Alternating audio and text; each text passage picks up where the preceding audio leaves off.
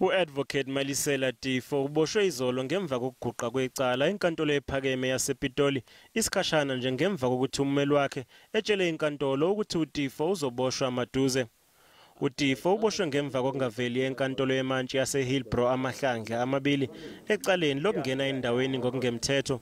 Lokhu akona okokuqala kukhishwa incwadi egunyaza ukuboshwa kwakhe. In light of the fact that this is the second time that the accused has not appeared in this court, and this is the second time that a warrant of arrest was authorized, issued and executed against the accused, I'm of the view that an amount of 10,000 rands is suitable, reasonable and justified. Kungenzeka kwengezwe amacala abhekene noTeffo. The senior public prosecutor here received an instruction from the Office of the Director of Public Prosecutions to get all the dockets that were opened against him, and in few of those dockets prima facie cases were then established, and the instruction to the senior public prosecutor was that the matter should be transferred to the regional court in Johannesburg.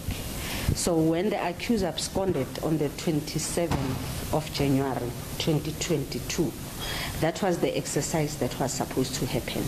Njengoba esabhekene nezakhe izinkinga zomthetho uzoqhubeka nokumela abasolwa abane ecaleni lokubulawa kaSenzo Meyiwa. It cannot happen like the way it did, and then I still remain silent.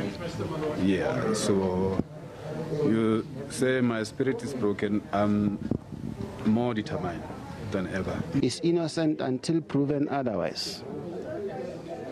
And in chambers we asked the date of the one he gave us, not the other one, of the 30th, the week of the 30th, knowing that we'll be in High Court.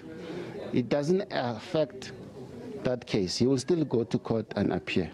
uTeffo uzobuyela enkantolo mhla zinga27 kuNhlaba eyinsukwini eyintathu njengaphambi kokuba aphindele enkantolo ephakeme yasePitoli ukuyoqhubeka necala likaMeyiwa.